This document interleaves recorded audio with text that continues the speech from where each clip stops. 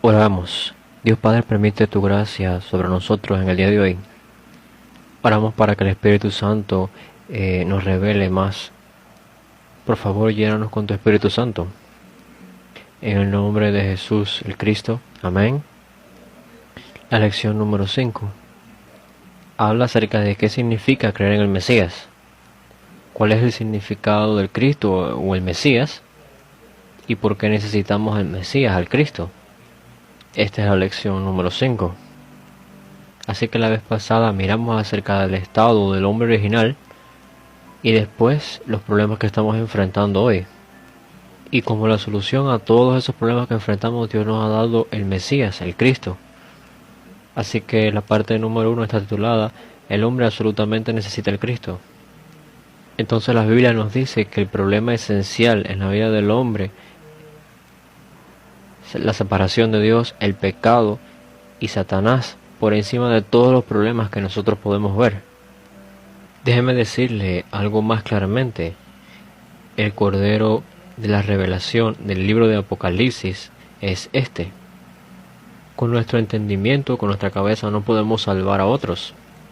Solamente cuando verdaderamente entendemos que este problema fundamental es el verdadero y único problema, entonces y únicamente entonces seremos capaces de hablar con las personas y ver por lo que ellos están pasando y hablarles del verdadero problema que tienen. Así como yo lo entiendo, aunque muchos cristianos hablan acerca de todos los problemas que tienen, pero ellos verdaderamente no creen en el problema fundamental. ¿Cuáles son los problemas fundamentales que el hombre tiene? Hay muchos ministerios que son muy populares en Corea. Un pastor ha sido una de las personas que se dedica a proveer comida para estas personas sin hogar. Por más de 30 años él ha hecho esta obra, él ha hecho esto. Y haciendo un cálculo, yo creo que alrededor de 30 millones de comidas él ha provisto para estas personas sin hogar durante todos estos 30 años. Y él se ha vuelto muy popular y muchas personas lo respetan por eso. Y para hacer esa obra él tiene que poner mucho esfuerzo. Pero yo pienso que hay una cosa que nos estamos perdiendo. Hay una cosa que él se está perdiendo ahí. Su ministerio solamente está enfocado en proveerle comida a la gente, en alimentar gente. Y ustedes saben, estas personas que verdaderamente su corazón les es tocado por estas acciones, pueden ir a la iglesia. Sin embargo, muchas personas fallan al entender cuál es el problema fundamental. Y por eso es que cuando están ayudando, fallan también al dar esta ayuda, al dar la ayuda correcta. Y entre estas personas sin hogar hay muchos alcohólicos. Si continuamente los alimentamos, entonces también los animamos a que continúen tomando, a que continúen bebiendo. Aunque alimentarlos es algo que se hace con buena intención. Sin embargo, si no se entiende el problema fundamental, le estaremos dando una ayuda terrenal, una ayuda mundana, y no estamos entendiendo el verdadero problema ni dando una ayuda precisa. ¿Y qué hay acerca de los miembros de la iglesia en la iglesia? Parece que están sufriendo de tantos problemas diferentes. Pero si nosotros fallamos en ver el verdadero problema, entonces también fallamos en darle la ayuda al enfocarnos en los problemas que vienen como resultado, en los problemas externos, o lo que sucede con ellos como problemas. Entonces ayer Rob estaba un poco resignado conmigo y estábamos con esta expresión que hay un pez fuera del agua y podemos ponerlo directamente en el agua, pero en vez de eso simplemente le estamos echando como unas tazas de agua arriba al pez ahí, echándole un poquito de agua arriba. Si verdaderamente entendemos el problema de esa persona, si decimos, él ha sido separado de Dios, entonces nos percatamos de que tenemos que ayudar a esa persona a conectarse con Dios. Pero si no vemos eso como un problema, entonces vamos a terminar haciendo lo de las tazas de agua arriba del pez, echarle un poco de agua así simplemente y ya. El Mesías tiene que venir a esta tierra no para arreglar nuestros problemas financieros o nuestras enfermedades. Entonces el Mesías vino. ¿Por qué? Porque tenemos este problema tan fundamental. Y es tan severo este problema. Pero no podemos resolver este problema por nosotros mismos. Por eso es que Dios nos mandó el Mesías. Entonces la humanidad tiene este problema que no puede resolver por sí misma, para nada. Pero Dios envió al Cristo, al Mesías, para resolver este problema, para que nosotros pudiéramos ganar esta salvación. Entonces los problemas más fundamentales son Satanás, el pecado y la separación de Dios. Y claramente lo podemos ver en Génesis capítulo 3. Y el resultado de estos problemas es a partir del versículo 16 al 24. Génesis capítulo 3, versículo 16 al 24. Todos los problemas que vemos hoy, todos los que vemos hoy en la tierra, están incluidos ahí en Génesis capítulo 3, 16 al 24. Todos estos problemas vienen por Satanás, por el pecado y por la separación de Dios. Entonces, para poder arreglar los síntomas, necesitamos ver el problema fundamental primero. Pero el hombre está tratando de arreglar todos los síntomas y todo lo que viene como consecuencia, pero no el problema fundamental. Nadie puede destruir a Satanás. Nadie puede vencer el pecado. Y nadie por sí solo puede encontrarse con Dios. Nadie en la tierra puede hacer eso. Por eso es que nosotros los seres humanos absolutamente necesitamos a alguien que venga a resolver estos problemas.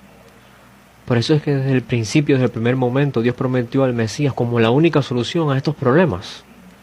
Ahora necesitamos ver acerca de la definición del Mesías. Mesías significa el ungido. Y al principio yo me preguntaba, ¿por qué Dios usaría esta terminología? Si vemos en el Antiguo Testamento, cuando Dios nombraba a algo o a alguien, había mucho significado en torno a este hecho de nombrarlo. Por ejemplo, Abraham se volvió Abraham y Jacob se volvió Israel. ¿Por qué Dios le dio esta significancia a este nombre? Porque el nombre significa la vida de la persona. Por eso es que para Dios nombrar algo es tan importante. Porque esto iba a mostrar qué clase de vida esta persona iba a llevar. Dios estaba enviando al Salvador a esta tierra y Dios estaba nombrando a este Salvador el Cristo, el Mesías. Pero hay algo misterioso acerca de este nombre Mesías o Cristo. ¿Qué significa? Significa que el ungido, así suena un poco misterioso de momento. ¿Y qué significa esto? Y cuando miramos más profundamente al Antiguo Testamento, solamente 3 posiciones eran los que eran ungidos. Y estas 3 posiciones realmente son los caracteres más importantes del Antiguo Testamento. El Antiguo Testamento es acerca del registro de los reyes, sacerdotes y profetas. Por ejemplo, Crónicas y este libro de historia nos habla acerca de los reyes.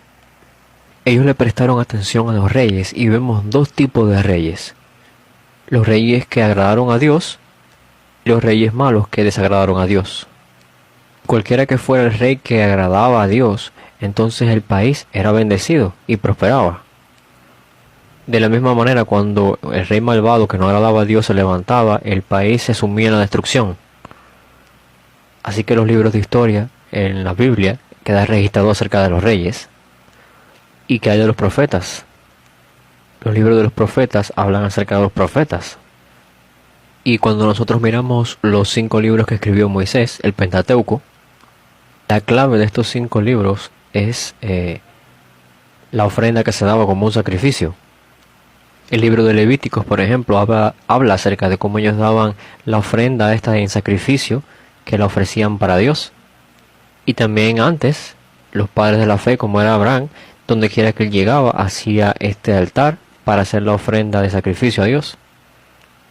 Entonces en los 5 libros de Moisés vemos acerca del sacerdocio y de la ofrenda que se daba, la ofrenda que se daba en sacrificio. El Mesías entonces significa el ungido, y vemos cómo estas 3 posiciones eran ungidas, el rey, el sacerdote y el profeta. Y en el Antiguo Testamento realmente es el registro acerca de estas 3 posiciones, los reyes, los sacerdotes y los profetas. Entonces una y otra vez la historia nos está diciendo algo. Y al mismo tiempo nos da un mensaje especial. Y si nos fijamos, ¿quién fue el mejor de los reyes? Fue David, el rey David. Sin embargo, él cometió muchos errores. Y errores que fueron muy severos. Ustedes lo saben muy bien. Ustedes saben lo que él hizo con esta esposa del siervo. Y lo que hizo con este siervo que fue asesinado. Y luego él pone este censo para contar los soldados que tenía, no contando con la fuerza que viene de Dios. Y aunque era el mejor rey de Israel, él cometió muchos errores. Y Dios nos está dando un mensaje muy especial. Ustedes necesitan el verdadero rey. A través de toda la historia de Israel, este es el mensaje dado a nosotros. Necesitan el verdadero rey. ¿Y qué hay de los sacerdotes? ¿Qué era lo que hacían los sacerdotes? Los sacerdotes representaban a las personas enfrente de Dios. Y como representación de todo el pueblo, ellos tenían que hacer este sacrificio para perdonar los pecados del pueblo y venir ante el Señor. Sin embargo, estos sacerdotes no eran perfectos tampoco. Y luego de hacerse cargo y de resolver el problema del pecado del pueblo, también tenían que limpiar su propio pecado, que parecía como que muy poderoso, pero también era pecador. Tenía que hacerse cargo de su propio pecado. ¿Y cuál es el mensaje dado de nosotros a través de todo esto? Necesitan al verdadero sacerdote. El sacerdote que sea perfecto. Ese es el mensaje a través del libro de Moisés y que hay acerca de los profetas. El profeta entonces es el que representa a Dios y va a las personas, al pueblo. Los sacerdotes vemos que eran los que representaban al pueblo yendo enfrente de Dios, yendo para presentarse a Dios, los sacerdotes. Y por otra parte vemos que el profeta era el que representaba a Dios. Él tenía la palabra de Dios y comunicaba la palabra de Dios al pueblo. Pero cuando miramos los libros de los profetas, vemos profetas falsos, vemos profetas que cometen errores. ¿Y cuál es el mensaje dado a nosotros a través de esto? Necesitamos el profeta perfecto, el verdadero profeta. Esta es la historia del Antiguo Testamento. El Cristo significa el ungido, significa rey, sacerdote y profeta. Y si echamos un vistazo más cercano, significa el verdadero rey, el verdadero sacerdote y el verdadero profeta. Y Dios nos ha estado explicando todo esto a nosotros a través de todos los años, a través del Antiguo Testamento. Entonces necesitamos un verdadero rey que pueda reinarnos, que pueda pelear y vencer a nuestros enemigos. Necesitamos un verdadero sacerdote que termine de una vez y por todas para siempre el problema del pecado. Y también necesitamos un verdadero profeta que nos conecte con Dios de una manera perfecta. Entonces el significado del Cristo incluye todo eso. Entonces déjenme organizarlo. El Cristo, el Mesías, significa el ungido. Significa el rey, sacerdote y profeta. Significa que Él tiene que resolver el problema de Satanás, el pecado y la separación de Dios. Es decir, que el Mesías tiene que resolver los problemas que se desprenden como los problemas que vienen de estos tres problemas. Significa que el Mesías va a resolver todos los problemas. Entonces, si nosotros vamos a entender, tratamos de comprender al Mesías desde nuestra propia perspectiva a través de nuestros problemas, el Mesías es aquel que va a resolver los problemas fundamentales. No solamente los fundamentales, sino que va a resolver también los problemas que se desprenden de estos problemas fundamentales de nosotros. Es decir, Él va a resolver todos los problemas. Es decir, si el Mesías viene, todos los problemas de nuestra vida se acaban. Y yo realmente amo el Salmo 23, capítulo 1. Jehová es mi pastor, nada me faltará. Si el Señor Dios es mi pastor, yo soy su oveja, no tengo ningún problema. Puede que yo tenga muchas dificultades en mi vida, pero si Él es mi protector, entonces no tengo ningún problema. Entonces si el Mesías viene a nuestra vida, todos nuestros problemas se acaban. Porque si el Mesías viene a nuestra vida, Él nos va a salvar de Satanás. Y Él se va a llevar el pecado de nosotros. Y Él estará con nosotros y va a caminar con nosotros para siempre.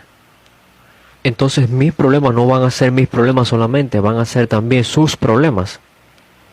Entonces Él va a vivir mi vida en representación de mí. Todo está hecho entonces. Por eso es que cuando el Mesías, el Cristo, venga a nuestra vida, todo va a estar bien. Realmente el significado del Cristo es muy profundo. En la Biblia vemos más de 300 profecías acerca del Cristo, acerca del Mesías. Más de 300 profecías hablan acerca de cuando Él venga, la obra que Él hará, especialmente acerca de su nacimiento, acerca de su sufrimiento y el dolor que Él iba a pasar, y acerca de cómo iba a resucitar también, y que también iba a venir con el Espíritu Santo, y acerca de su segunda venida. Y todo esto ha sido profetizado. Y no solamente eso, sino que la Biblia nos promete que el Cristo vendría como verdadero rey, verdadero sacerdote y verdadero profeta. Y hay tantas profecías en la Biblia, pero hay ciertos versos bíblicos que explícitamente nos explican qué tipo de obra el Mesías vendría a hacer Y también nos dicen cómo el Mesías vendría. Lo vimos antes, pero lo veremos nuevamente. En Génesis capítulo 3, versículo 15. Y muchas personas explican este verso como el Evangelio antiguo o el primer Evangelio, porque es la primera vez que el Evangelio fue dado. Y lo vemos ahí en la Escritura, en la Biblia. Justo después de la caída del hombre, Dios maldice a la serpiente y le da esta promesa al hombre. Génesis 3:15, y pondré enemistad entre ti y la mujer, y entre tu simiente y la simiente suya. Esta te herirá la cabeza y tú le herirás en el calcañar. Así que vemos aquí que va a venir como la simiente de la mujer, porque tenía que venir sin pecado. Por eso es que debía venir como la simiente de la mujer. Y cuando él venga como la simiente de la mujer, ¿qué iba a hacer? Iba a herir esta cabeza de la serpiente, iba a aplastar la cabeza de la serpiente. Lo que significa que cuando él venga iba a destruir a Satanás. Si miramos 1 de Juan, capítulo 3, versículo 8, el verso nos explica por qué el Señor ha venido a esta tierra. El que practica el pecado es del diablo, porque el diablo peca desde el principio. Para esto apareció el Hijo de Dios, para deshacer las obras del diablo. 1 de Juan 3:8. Dice este verso, para esto apareció el Hijo de Dios, para deshacer las obras del diablo. Si miramos entonces 1 de Juan 3:8, ya es el cumplimiento de lo que se había prometido en Génesis 3:15. Estaba profetizado que él vendría de la simiente de la mujer y vendría como verdadero rey y que iba a herir en la cabeza a la serpiente. Isaías 53, y sabemos que es uno de los pasajes un poco populares. Isaías 53 del 5 al 6. Mas él herido fue por nuestras rebeliones, molido por nuestros pecados. El castigo de nuestra paz fue sobre él, y por su llaga fuimos nosotros curados. Todos nosotros nos descarriamos como ovejas, cada cual se apartó por su camino, mas Jehová cargó en él el pecado de todos nosotros. Nos está hablando, cuando él venga, va a ser castigado por todas nuestras rebeliones, por nuestro pecado. Y toda nuestra maldad, nuestro pecado, va a ser puesta sobre él por Dios. Está claramente explicando que cuando el Mesías venga iba a sufrir por nuestro pecado. Y veamos ahora Marcos capítulo 10. Marcos capítulo 10 versículo 45. Porque el Hijo del Hombre no vino para ser servido, sino para servir y para dar su vida en rescate por muchos. ¿Por qué tenía que venir? Esto es lo que el mismo Señor dijo. La razón por la que vino. Él mismo está diciendo, yo vine para dar mi vida en rescate por muchos. Yo vine para morir. Entonces estaba profetizado que el Mesías tendría que venir y sufrir por nuestra iniquidad, por nuestro pecado. Pero en el mismo Marcos 10, versículo 45 está diciendo, yo he venido para cumplir lo que estaba profetizado. He venido para dar mi vida en rescate por muchos. Y ahora veamos Isaías. Isaías capítulo 7 de nuevo. Isaías capítulo 7, 14. Por tanto, el Señor mismo os dará señal. He aquí que la Virgen concebirá y dará a luz un hijo, y llamará su nombre Emmanuel. Y este verso ha sido un poco controversial realmente. Significa que Satanás ha estado atacando este verso en la palabra. Dice que la Virgen concebirá y dará a luz un hijo, y han habido muchos intentos de cambiar este vocabulario, esta palabra virgen por la palabra mujer, en vez de virgen poner mujer, porque hay una diferencia enorme entre la virgen concebirá y una mujer concebirá. Nuestro Señor tenía que venir de una virgen, porque tenía que venir sin pecado a esta tierra y vivir sin pecado, porque solamente de esa manera se podía dar a sí mismo el rescate por los pecadores. Y luego con su muerte podía ser capaz de resolver el problema del pecado para muchos. Y cuando Él venga será nombrado como Emmanuel. Emmanuel significa Dios con nosotros. Significa que Él vino por este propósito, por Emmanuel. Entonces nosotros abandonamos a Dios, nos separamos de Dios. Nos convertimos en enemigos de Dios. Y ahora cuando el Cristo venga, cuando el Mesías venga, Él nos va a reconciliar con Dios nuevamente. Y un verso muy conocido, Juan 14:6. Juan 14:6, Jesús les dijo, yo soy el camino y la verdad y la vida, nadie viene al Padre sino por mí. Él dijo, yo soy el camino. y lo explicaba: nadie viene al Padre si no es por mí. Nuestro Señor vino a esta tierra para mostrar el único camino que nos podía reconciliar con Dios, como el único camino para estar con Dios el Padre. No, ahora estamos separados de Dios y hemos sido hechos esclavos del pecado y de Satanás. Y por causa de esto estamos enfrentando todos los problemas. Y no podemos resolver los problemas fundamentales. El Mesías ha sido profetizado a través de todo el Antiguo Testamento. Así que cuando Él venga, está profetizado que Él iba a arreglar los problemas fundamentales. Y todos los problemas que vienen como consecuencia del problema fundamental. Estaba específicamente profetizado qué era lo que Él iba a hacer. Entonces este Cristo, si Él viene a nuestra vida, todo nuestro problema va a estar terminado. Veamos Isaías capítulo 9. Y esta es la manera en que su nombre es descrito en Isaías capítulo 9. Isaías capítulo 9, versos 6 y 7. Porque un niño nos es nacido, hijo nos es dado, y el principado sobre su hombro, y se llamará su nombre, admirable, consejero, Dios fuerte, Padre eterno, príncipe de paz. Lo dilatado de su imperio y la paz no tendrán límite sobre el trono de David y sobre su reino, disponiéndolo y confirmándolo en juicio y en justicia desde ahora y para siempre. El celo de Jehová de los ejércitos hará esto. Este pasaje nos explica quién es este Mesías que iba a venir. Dice que es admirable, consejero, Dios fuerte, Padre eterno, príncipe de paz. Esta clase de Dios va a venir a nuestra vida y Él estará con nosotros. Entonces, ¿qué clase de problema vas a tener? Si los hijos viven con los padres que tienen bastante poder, entonces la gran mayoría de todos los problemas van a estar resueltos. Y mientras uno es joven y tiene a sus padres con uno, entonces no hay mucho problema, todo está bien. Hasta ahora, hasta este punto, en mi ministerio yo he visto los ataques de Satanás como ha tratado de debilitar el Evangelio. Aunque mucha gente dice: yo creo en el Cristo, pero es un Cristo sin poder. El Cristo nunca le responderá a esa persona. El Cristo les va a responder sus oraciones solamente cuando oren como 100 veces. Ellos tienen un Cristo que es más bajo que la filosofía, que está por debajo de las buenas obras. Esta es la obra de Satanás. Él está atacando la obra de Cristo, haciéndolo parecer muy débil. Sin embargo, vemos que en la Biblia se describe al Cristo muy poderoso, muy poderosamente. Lo podemos entender a través de Isaías capítulo 7 y 9. Si este Cristo viene a mi vida, entonces todo problema va a estar terminado. Veamos ahora Juan capítulo 4. Y es un pasaje en que ustedes están muy familiarizados. Vemos a esta mujer, la mujer samaritana, y en este momento ya tenía alrededor de 5 maridos. Y se encontraba viviendo con el sexto. Si ustedes lo piensan un poco, como en el sentido común, estoy muy seguro que ella pasó muchísimas cosas difíciles. Esto pasó hace 2000 años, y estoy muy seguro que la gente en la villa sabría acerca de lo que le sucedía a ella. Ellos tenían un trasfondo en Israel.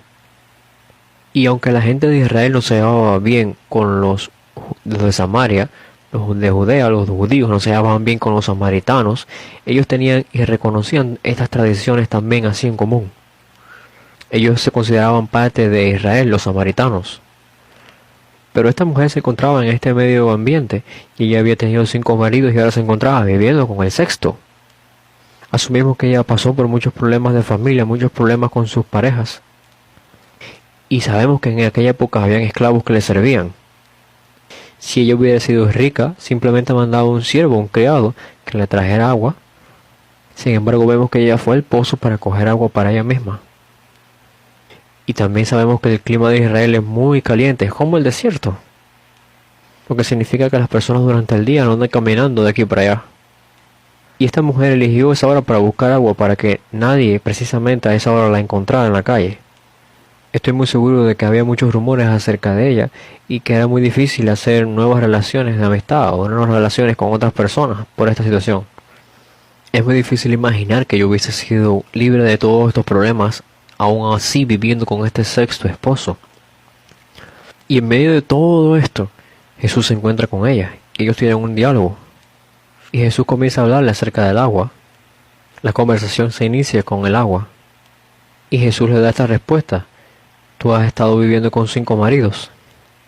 Y los ojos de esta mujer fueron abiertos. Y ella lo reconoció. Y dijo, oh, ya veo, tú eres el verdadero profeta. Y espiritualmente ella estaba muy sedienta.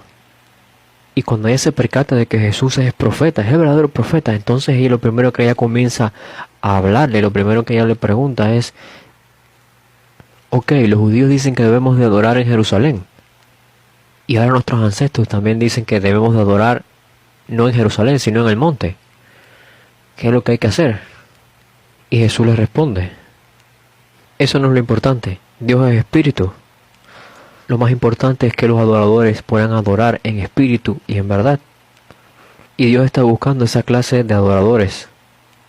Y esto es lo que yo dije, lo que ella dijo en ese momento. Lo vamos a ver en Juan capítulo 4, versículo 25.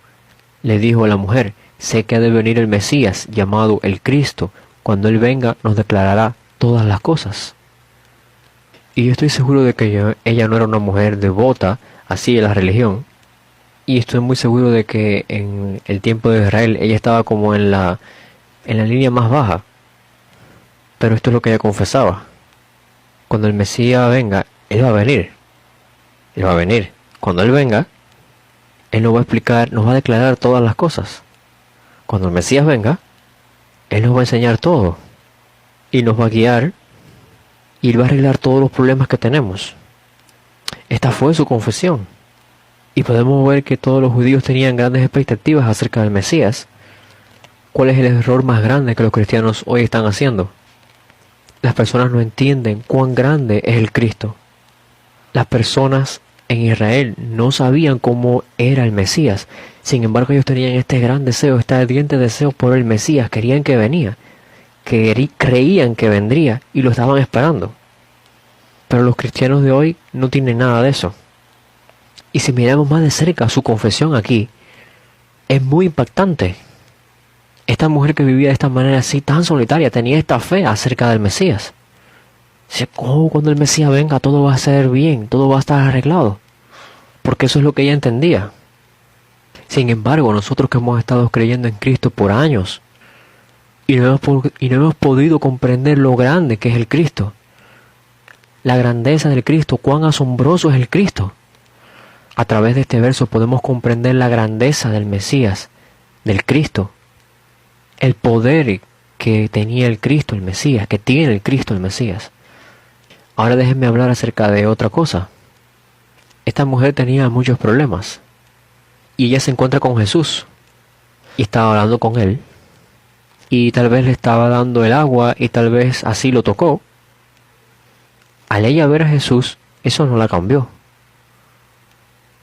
Y tener este diálogo con Jesús, esta conversación con Jesús, eso no la cambió a ella en lo absoluto. Y cuando ella se percata de que Él es el profeta, lo que comienza es a hacerle esta pregunta, este diálogo, estas preguntas acerca de la adoración, y recibe esta respuesta. Sin embargo, esto tampoco la cambió. ¿Pero qué fue lo que la cambió? ¿Cuándo fue que ella cambió? Esto es muy importante. ¿Cuándo fue que ella cambió? Cuando ella se percata de que el joven que habla con ella es el Cristo, cuando ella se percata verdaderamente de que el que habla con ella es el Cristo, su vida fue totalmente transformada. Y no sucedió que su pasado cambió. Esto no sucedió, no fue que el de haber tenido muchos maridos, eso de alguna manera se fue o dejó de existir. No fue que ella se volvió de repente rica. Ella continuaba con sus mismos problemas. Pero en el preciso momento que ella se percata de que el joven que hablaba con ella es el Cristo, ella echó a un lado, puso a un lado la vasija con agua y corrió a la villa. Corrió hacia la aldea donde vivía. Y ella dijo, vengan, miren, el Mesías, Él me ha dicho todas las cosas de mi vida. ¿Y qué fue lo que pasó? A través de ella, toda la aldea vino a recibir salvación. No fue que su pasado cambió. No fue que su problema financiero se arregló, ni cambió. Sino que nada de esto importaba, nada de esto era un obstáculo más. Ella continuaba con todos sus mismos problemas, pero estos problemas no la ataban. y ella rápido corrió a la aldea y comenzó a evangelizar. Ni siquiera el ver a Jesús cambió su vida. Y tener este diálogo, tener esta conversación con Jesús tampoco cambió su vida. E incluso recibirle estas respuestas de Jesús tampoco la cambió. ¿Qué fue lo que la cambió? ¿Qué fue? El percatarse que la persona que estaba enfrente de ella, que estaba hablando con ella, era el Cristo. Eso fue lo que la cambió. Su vida completamente cambió. Esto debería ser así hoy en todos los cristianos. No cambiamos por estar mirando a Jesús. Incluso después de recibir respuestas, algunas respuestas de Jesús, eso no nos va a cambiar. Porque hay mucha gente, muchos cristianos que han sido sanados después de creer en Jesús. O reciben algún tipo de respuesta por sus situaciones o por sus conflictos. Y al principio ellos se vuelven muy emocionados. Sin embargo, cuando el tiempo pasa, ellos se enfrían de nuevo. Ellos están siguiendo a Jesús porque han sido sanados por su enfermedad, de su enfermedad. Ustedes saben la historia, cuando Jesús estaba allí multiplicando los panes y los peces. Muchas personas lo siguieron. Y esto es lo que Jesús le dice a ellos.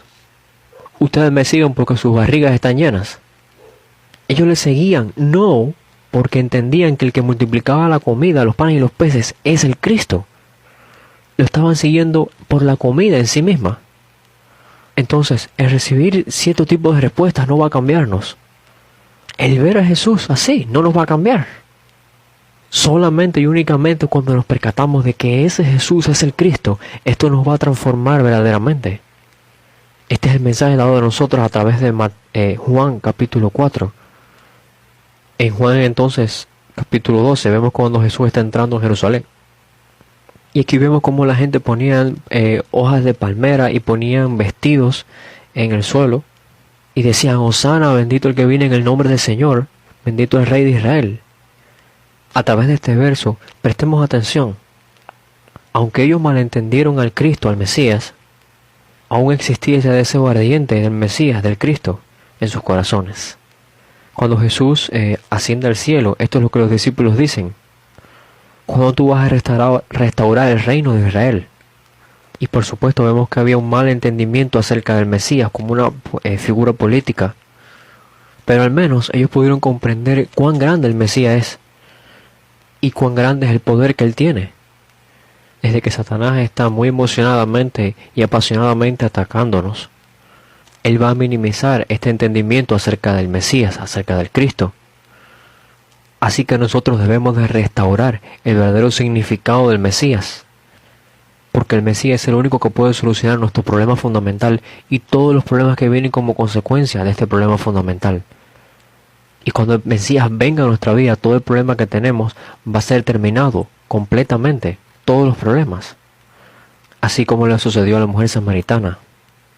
Verdaderamente los bendigo para que la gracia del Señor venga sobre ustedes. Amén.